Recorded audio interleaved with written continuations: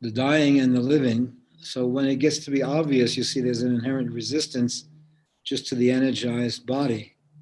But you also see that when there is reflection, you also, what is reflection, is seeing the dimensions that exist.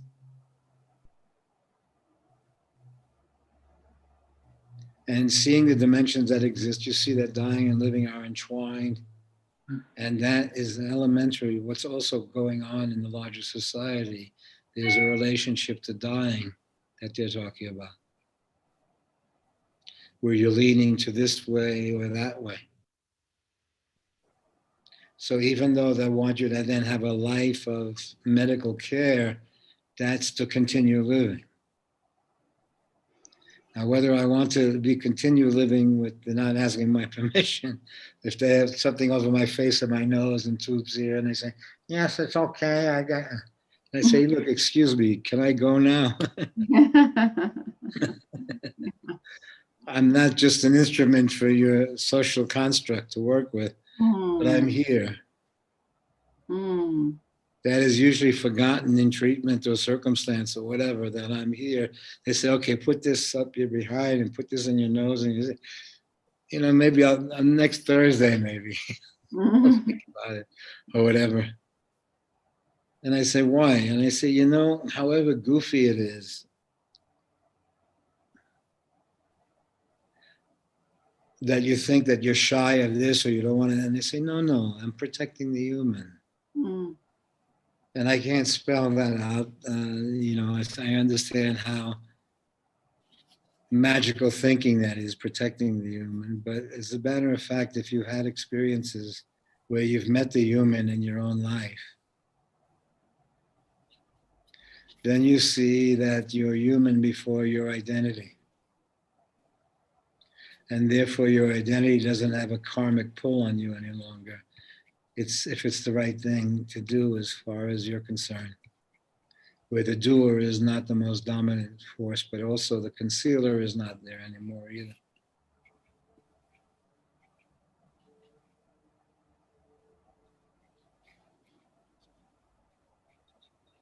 So the premise then that the can one come into the picture from the human equation? And you see the human equation is in flux. It doesn't have literalized.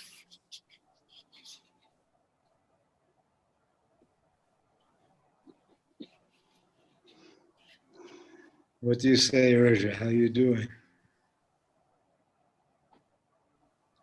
They say all the saints had the arthritic condition that you may have had at one point. Jesus had it. Buddha had it. Mother Teresa had it. Mary, mother of Jesus, had arthritic condition. So there must be something holy about it. What do you think? Don't make it go away. Why not pray to it? Is that possible? And what is that? Is that they say that Mirabai's yearning, again, Mirabai in Hindu texts, yearning for Krishna was so strong that she materialized Krishna by her longing. And that when the husband saw that, he surrendered the marriage in terms of a possessive, you know, but that he saw that her love of God was so strong, or her love of the energy was so strong, that it manifested, that Krishna took a shape and form and came into the body through her devotion, through her missing, through her longing. Is that too crazy sounding? That's the most romantic thing ever. But it is crazy sounding. I'll have to look through it again, maybe in this. There's a few books on what the seeing more like the stories, almost as mathematics in some sense, almost as a science of the day, and explaining what is happening. And their premise was if there was a yearning that strong, the yearning or the missing somehow is a creative act. And it affects the atmosphere. Now, they have shown in later years in Western science elements of that we accept as being true now, an Einsteinian theory of energy running through it. But the idea that a Mirabai yearning so deeply that she manifests her lover into existence is taken as a fable. But it comes pretty close to an Einsteinian logic. You know what I mean? That was very early. That was that was the science of the time, that they didn't have a conflict between spirituality and science and so on like that. They saw the world as talking to you or this happening. They must have figured out the difference between true love and the love that was owned, that of caste and identity, but then also that caste of people who had a relationship to God or to energy that you couldn't force them into a role, but that they were constantly curious, and their curiosity changed every story that they were in. So the early science, the early dialogues, if you're coming from a different place and you're looking at it, and it's not a belief system, you see it was second nature to you now to think that way.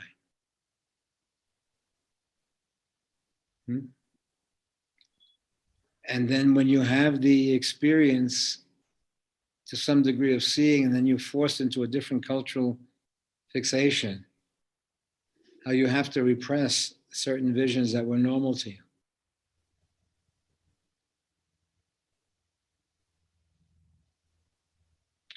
And so then you find out that, but when we come from the human and we assume identities, then we're meeting circumstances trying more and more to identify with a literal identity or historical identity. And when you start to look at the historical identity, you see multiple personalities in each of them.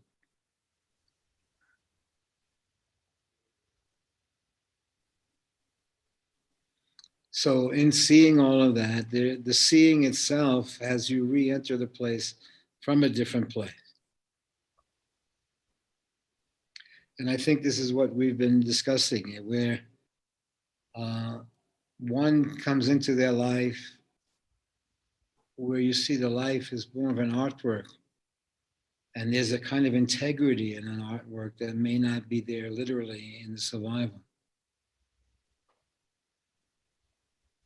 But you see, from the artist's perspective coming in, survival is only important if it includes your humanity. So the survival has one aspect of it. And so then you see that those people who have become imprisoned because of this or that, they then have to find a way to keep a survival sense together.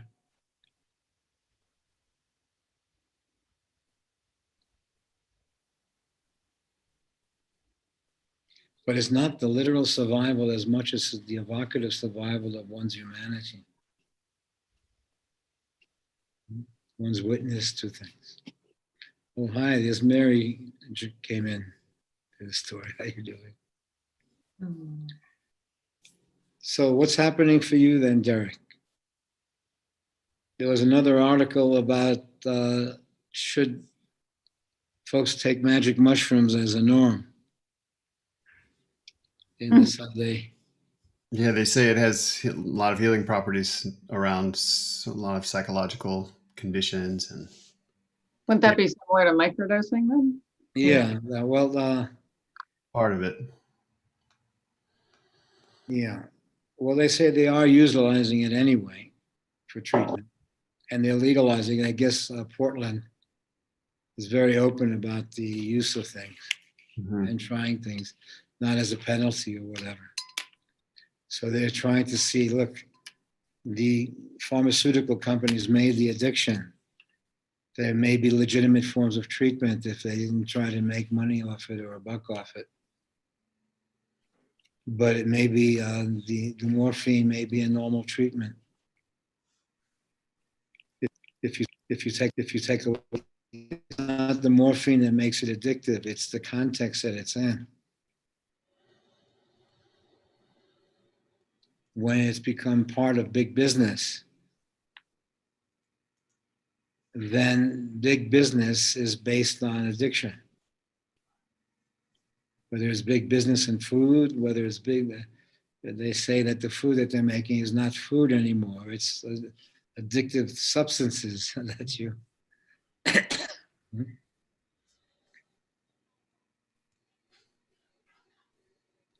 And so then we say, okay, the vaccines, all of this, we see that we're not opposite this or anti that. We're kind of seeing the mechanics of big business and big thought. And in fact, my father has a painting. I'll show you the picture of it one time. I think it's still maybe somewhere in my brother's house in the basement or something, but it shows a person being stretched onto like cow stalls or something, and his eyes are covered in a cloth, and it has the Pope at his feet taking blood or something out of his foot, and it has a rabbi and a minister also bleeding him, and on his back is all these factories, and you see out of the smoke of the factories come all these leaders of the world or someone, you understand? And you just see on this poor guy's back, he's carrying the whole world. Wow. And that must have been done, he must have done that around the same time that he did this Krishna painting. But it was their feeling at the time, that must go back to around 1930 or so. Must have been the Depression here, and there must have been fights between different cultures, warring with each other because they were using it as workers. So let's say that environment always existed.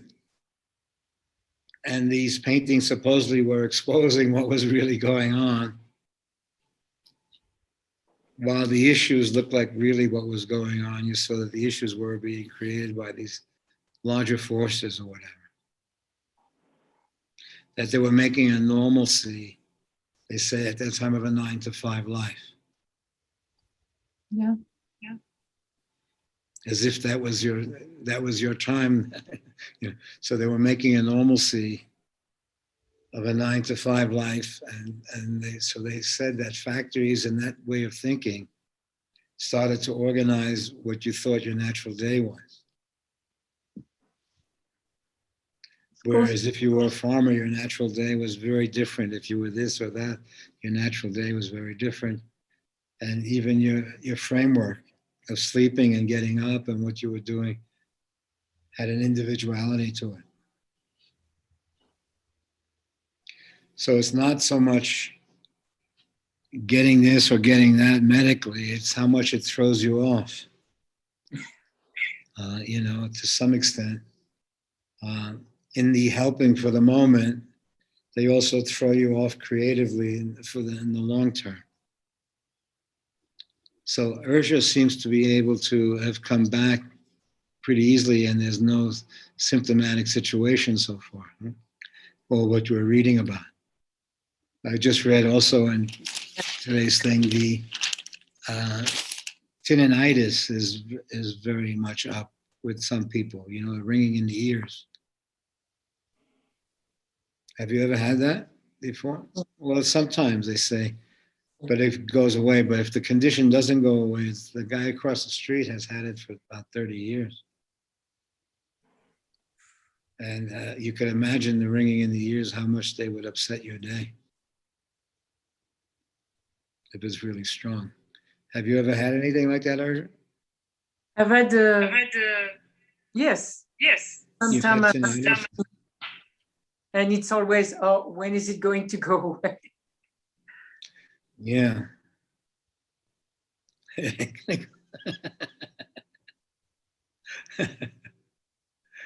What do you say? Are you okay? When's your happy birthday coming? What's that? When's your happy birthday? Oh, that was Sunday. It was Sunday, that's right. Yeah. Yes, I've been really, people have been really good to me. I have a friend of my son who brought me a water purifier, a big box. That's exactly what my son would give me. It was very sweet. So I had tea with him. It was very nice. You're okay. And do you see his girlfriend anymore? She's in Italy. She went to Italy then, huh? She left, and once in a while she posts on Facebook, but I don't hear from her very much. And how about you? How's your feelings now? You're talking to me again. Yeah, yes. Basically, remember, it's been quite the absence of a child, even though it's a grown person. Yes. And you also see the things that couldn't be spoken about when it was literally in a situation you only left to deal with trouble or a troubled problem. Yeah. But you were never able then to share creatively. I would not say that. So I think sometimes we were sharing. Yeah. And it's only very recently that I'm able to, I put a picture of him in my apartment. I could not even do that before. I couldn't bear to look. And now I can, looking at photos. So what happened? Before, he was still coming across, no matter how people saw him, he was a troubled person. And with you, so it's not to literalize it, but it is to see the forces at play.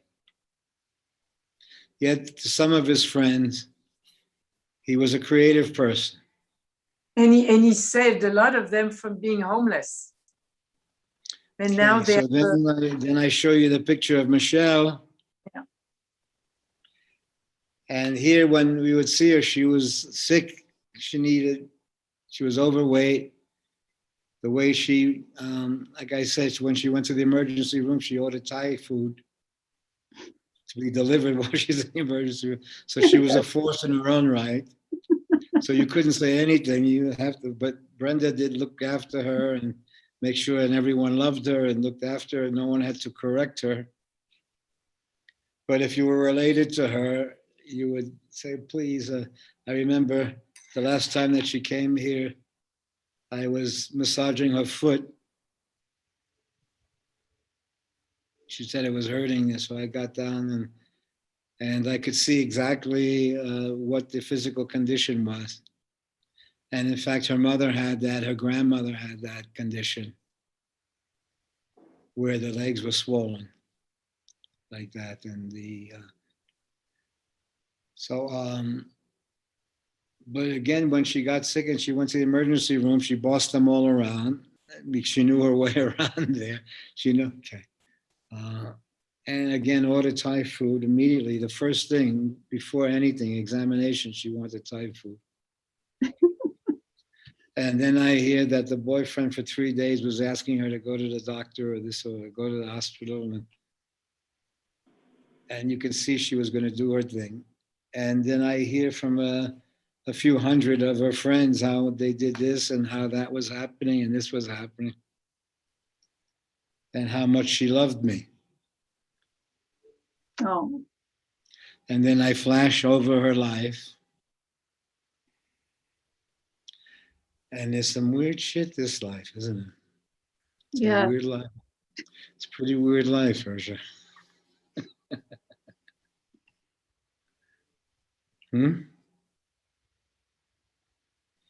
What do you say? I don't know nothing.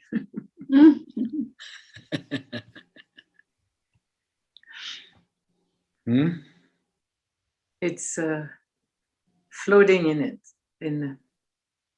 It's pretty remarkable. Yes. While you're in it, it captures you. But then when the life is not such a, you see the possessiveness of it protects one also.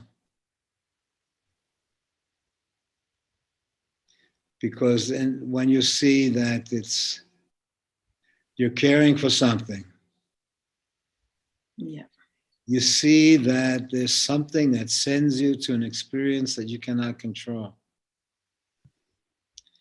And although it looks like a problematic experience, you understand that it's a necessary experience. Yes.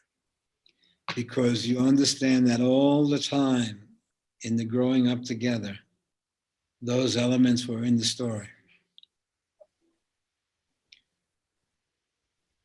And somehow it navigated and kept going, but there was also a moment of revelation.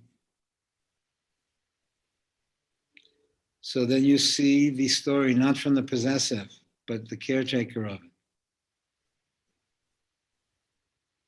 where you can't protect yourself from certain experiences that were hidden in plain sight.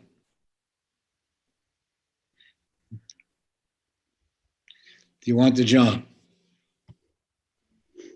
And the less you protect yourself, the more you can see You the can light. try any device you want, but you can try any device you want, but anyway, you should see that last episode of that French detective then with her twin sister and finding her identity and finding out about her own existence or whatever.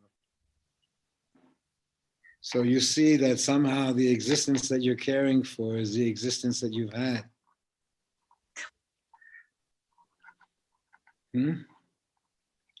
That somehow the very place that the kids send you were places that you sent people who are close to you. In doing what you see that what you passed on was that they're going to do what the hell they're going to do.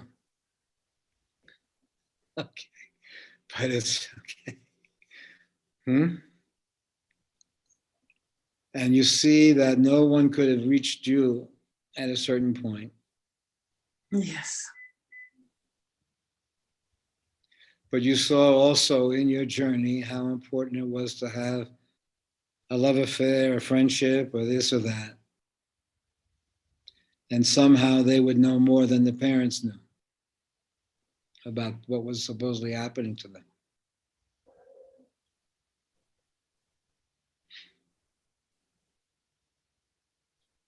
So let's say you get to have, when it's no longer possessive in that way, but that you see that you are caring for something. You see the human thread that runs through the story. Then you see the story. And so you see the creative conversation is not usually literalized during the story. It's an event happens or some breakthrough takes, or one is in a certain state that they can hear or see something that may be seeable to the audience in 5 minutes. May take 50 years for there to be what we'll call a Mirabai experience, that the memory is more who we are than the literalness of who we are. That you see that memory is a very important factor in identity. And that memory is constantly looking, doesn't see time as now and the past and the future, but sees experiences that are still carrying on. But because they're absent, it looks like they're not carrying on until you bump into it 50 years later, or some reminder comes. And you start to see that your own life is these reminders and these that are a large dimension of what's happening for you. Is that when a memory comes in or stumble upon something or discovery takes place, you discover dimensions of your own living experience, of your own life. But it ceases to be a possessive in the same way. You see that your life was a medium of expression itself. So I think in interaction here, we've just created a normalcy in these weird conversations as if for a moment where death as a literal reality is more seen not as an ending or beginning of something, but more as a mystery place. And that the living physical form is one aspect of life. You see, the loss of a child can send you to a place that's its own dying experience. And it's not as the loss of as a possessive, because you see how deeply revealed it is when the physical form is lost.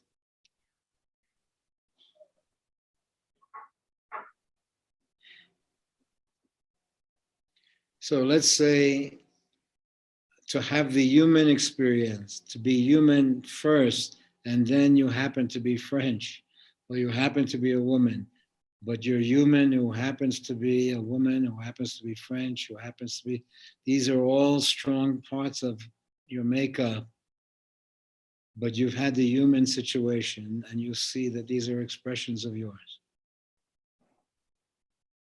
And they're almost like, each of the expressions of yours is almost like a different language that you speak. When you speak the different languages, you get a sense of the culture that you're in. But where you're coming from is somehow life has sent you to the human.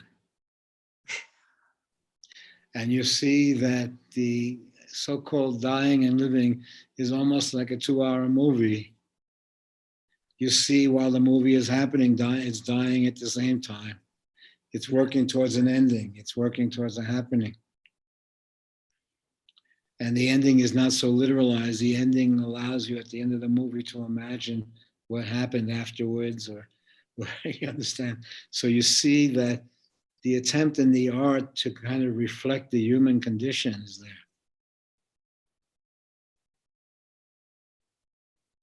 So then we thrust onto the artwork a happy ending, a false ending. It has to be true. It can't be just a happy ending. Somehow it has to have the integrity of the artwork. When you're watching a film, you're asking for an integrity of the artwork to reflect things. And as you're asking that, you're also asking that of yourself. That you have the integrity of the journey. And it's not literally spelled out in logic. But you can see on the screen when the actor is faking it. When the actor hasn't poured their whole heart into the story.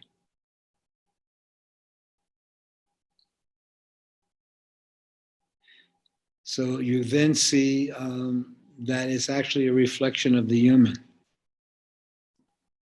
The human who has assumed identities, but is coming from a place in itself.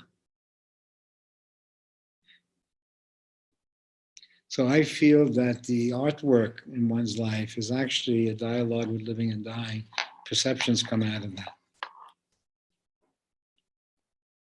And so there's always been a fight with the artwork about not selling itself out for profit, but trying to keep the integrity of the work. But it was said, look, everyone is resisting dying and everyone is resisting death, so you don't want a story around dying and death. Somehow you had to sneak it in.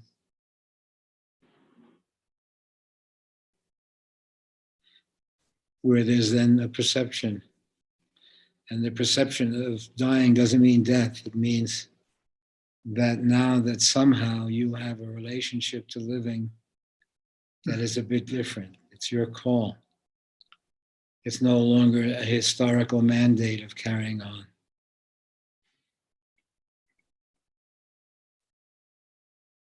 And when I'm saying call, I'm not talking about jumping off the balcony or killing this or that, literal choices, but that you are managing the living force and the dying force in the circumstance.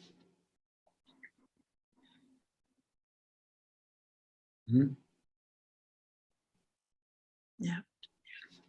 Are you okay? Is anyone else on? Just a few of us here. Can you see anyone else on there? Okay. Not on Zoom. Not on Zoom. Anybody on YouTube want to say hi? Let us know you're here. 7 people on YouTube. Anyone we know at all? Well, if there's any questions, is there any? Not yet. Any YouTube people want to ask a question of Danny? He's here. You might as well take advantage of it.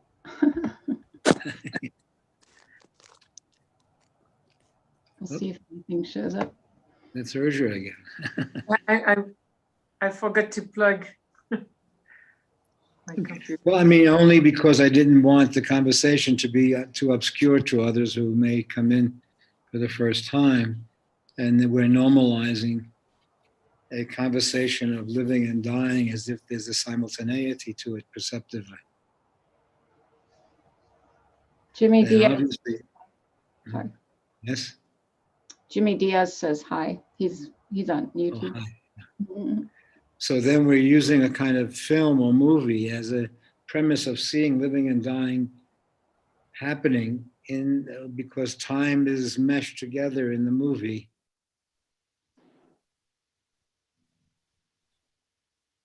And then you can't, it's not possessed by anything. And you, from the front seat, you're watching a film, you're touched by it, you're moved by it, you resist it or whatever. But then that perspective of your own life only comes when the owner of the life, the possessor of the life, is not the main factor, and you get to fly over the life. And you see, in flying over the life is not based on literal time, it's evocative time. You start to see elements that were hidden in plain sight. There's aha moments in the story for you, as the person you're remembering is no longer literalized as a person, but you see another dimension that was coexisting. The creative dimension was coexisting. And so in getting a chance to see, it releases those from stereotypical memory, where you see that you were moving in a milieu. I think from that perspective, re-entering the story is coming from a different place. It's not so much trying to come into the story around continuity, but around depth. So it shifts time from literal time into evocative time. And the evocative time is usually memory, where you can go back 50 years, 20 minutes. You can flash all over the place. You can forget, literalize it. It's not as literalized. And the evocative time then comes from a different persona. And you see that that persona was experiential. It came into the life to have experiences. Certain experiences were written into it. And so then you say, well, why did the person persist with this, or why did they persist with that relationship? And you see that there was an experience that the mind and the being was pursuing. And if you were a psychiatrist, you would think, why is it pursuing a broken heart? But when it seems to obviously pursue, by putting its whole heart into something, it obviously has a broken heart waiting. And then we say, okay, what is the broken heart? When one experiences the broken heart and then turns into the story, fundamentally the story is shifted. You see that one set themselves up to have the experience, and that nothing could talk you out of it.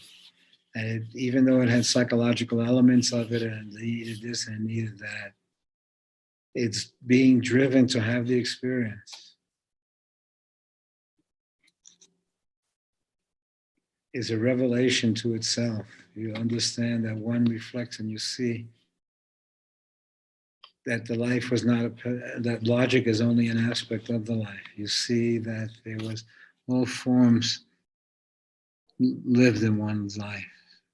There was logical thinking, creative thinking, magical thinking, wishful thinking, hopeful thinking. depending on a circumstance, or you can drench thinking with a certain quality. Mm. And you can see paintings and movies that have hopeful thinking in them. You can see films or books that have magical thinking in them. And you can see logical thinking about making your savings, making sure you have enough to retire on, and this and that. Okay.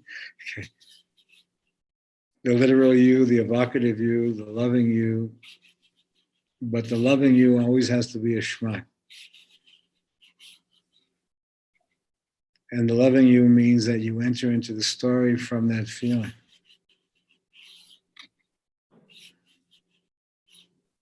So when you do get a chance to review one's own life, you start to see that it is not literally around continuity, but it is almost no more than 4 or 5 movies of a person that you see an actor, 4 or 5 of their movies, and you see them in the movie, but you see the thread running through the movies, but you also see they can be qualitatively different expressions.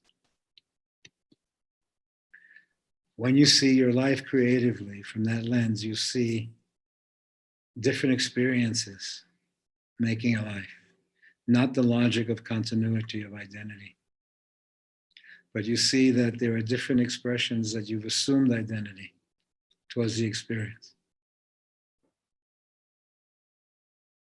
Where you assume being a mother, you assume being a French person, you assume being this, you're assuming being a senior, you're assuming being, these are all experiences that this character has.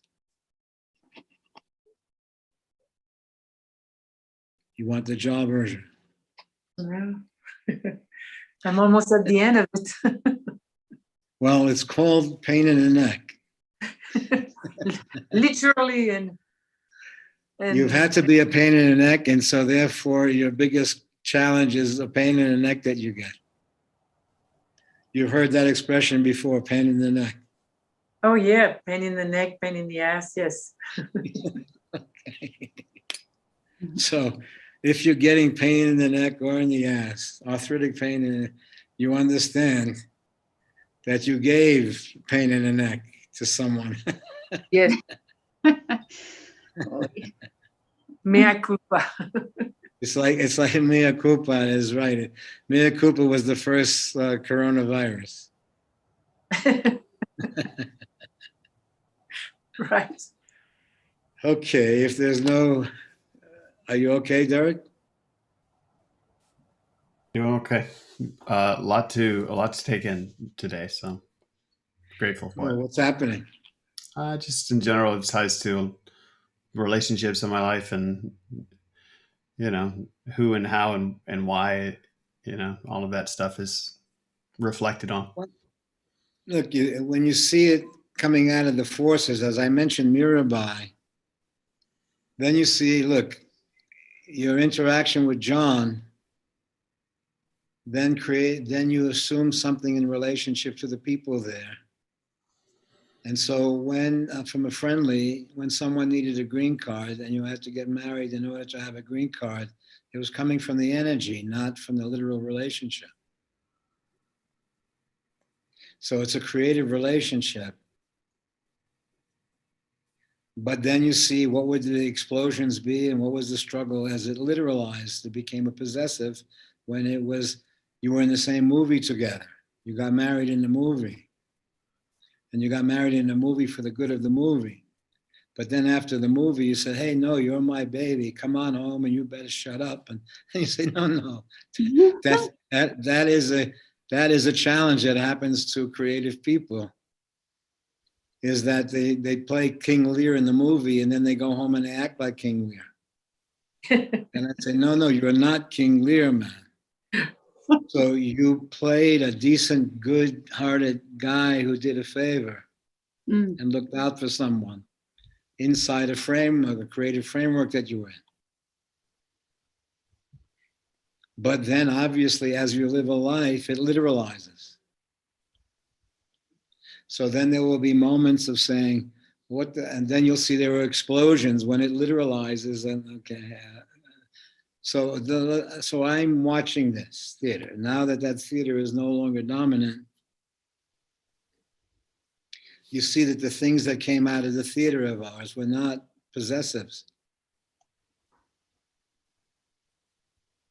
And you see the remarkableness of Joan,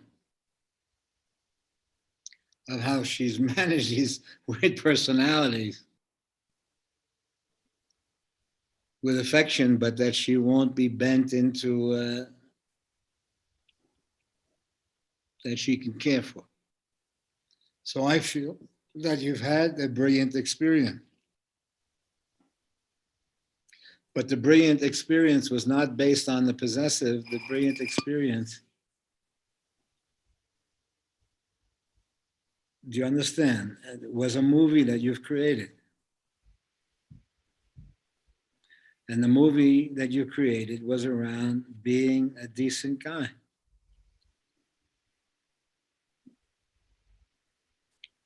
Within the framework, you were doing decent man, decent human being. Now, we don't want to hold you to being a decent human being for the rest of your life, but basically, from my perspective, you did a decent thing from the creative perspective. But when, in fact, the creative relationship attempts to literalize, when the basis of it is creative, Seems like the literalization of it is so long ago now that. well, the literalization then has an honest conversation waiting. You see that everything is missing the heartfelt conversation of what we've been through and what happened. So let's say I'm watching things unfold, and I see that there is a heartfelt conversation waiting in the picture. But you understand that generally a lot has to almost collapse before a heartfelt can come and say, hey, baby, are you still into this? Because it's even more than a literal marriage of survival. It's a creative act.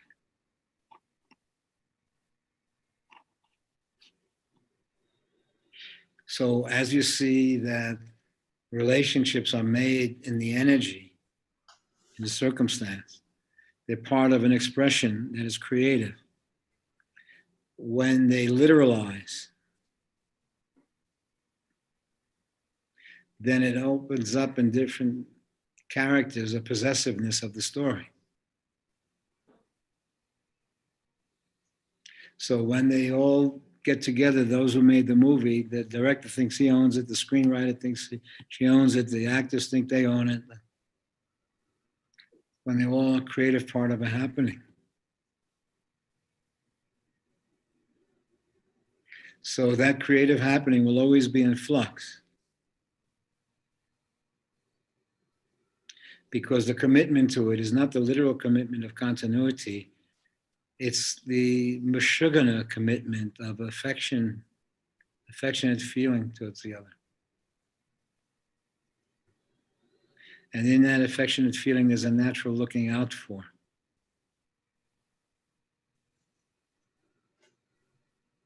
But if that looking out for literalizes as the only thing there. So the question is always going to be, to what extent you compromise towards the survival of a circumstance.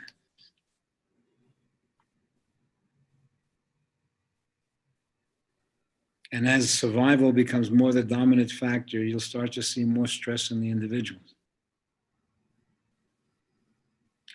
That's how it appears. Does that make any sense to you at all, Derek? Yeah.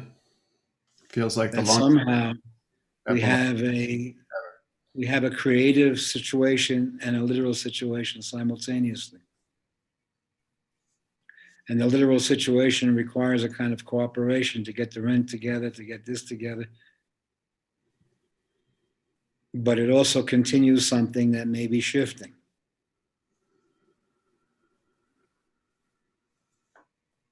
So then you see that what is happening when something is in flux is that you're buying a month or two, or you're buying time.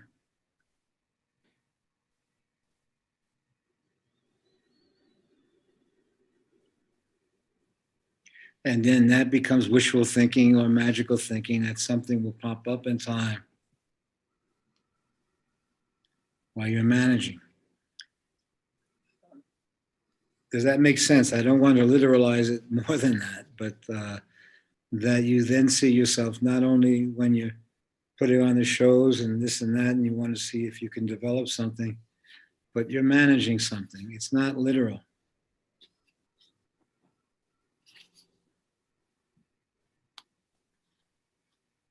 Mm. And so everyone then you're involved with. So that's why I say even when you're involved with Elliot, you're bringing an element into the story, which is then asking for which is a kind of friendship between the people who meet each other, where it's not laid out, but there's a looking out for each other. Not the around the doer so much, not that I'm going to fly in and grab Urger out of there, but there's an empathy that happens that has a force.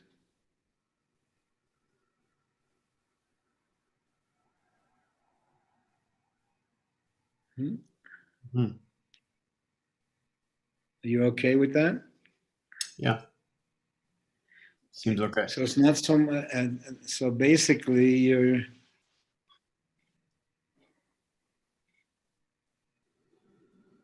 in a heartfelt moment.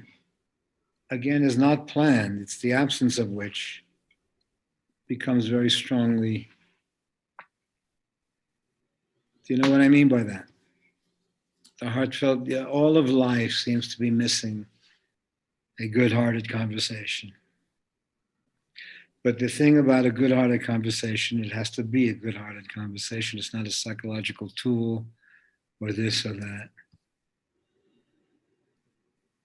Because then you see the explosions that have happened to you. You see how strongly people have felt for each other. And so what could have been cured, the eruptions between people, the fights between people, how it was 1 second, it could have been cured from logic. But you see, it went deeper than that. There were hurts that ran through the story.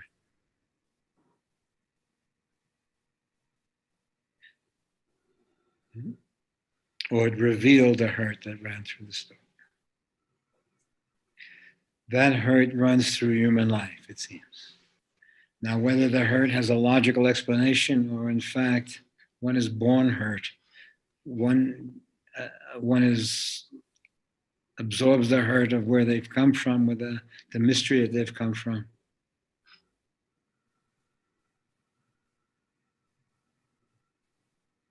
So there seems to be a pursuit in each person towards that experience that everyone could talk them out of, but you see that they would sleep out the bathroom window to have the experience.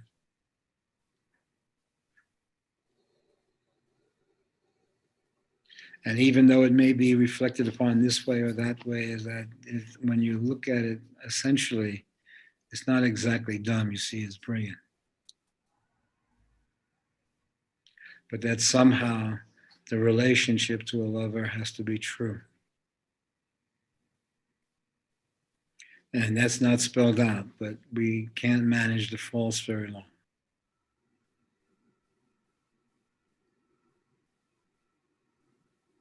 So once it literalizes around survival, then the people start to go underground in their feelings. Because the heartfelt interrupts the continuity. Because at the premise of the heartfelt is that the heartfelt is necessary for the situation.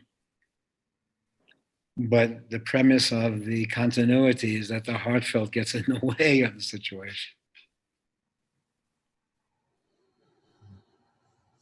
So the heartfelt that created this situation then is problematic in its continuity.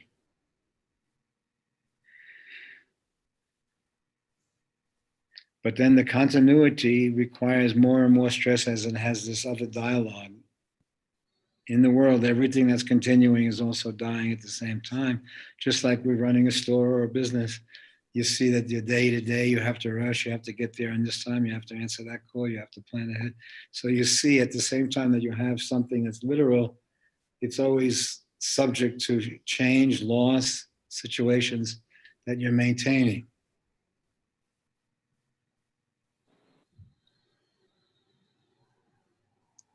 So there are moments of collision that are simple moments that may happen that just reveal the whole story. And that story then needs usually an honest conversation that can't be had unless it's honest. And it's a hey baby conversation is one of the few honest expressions.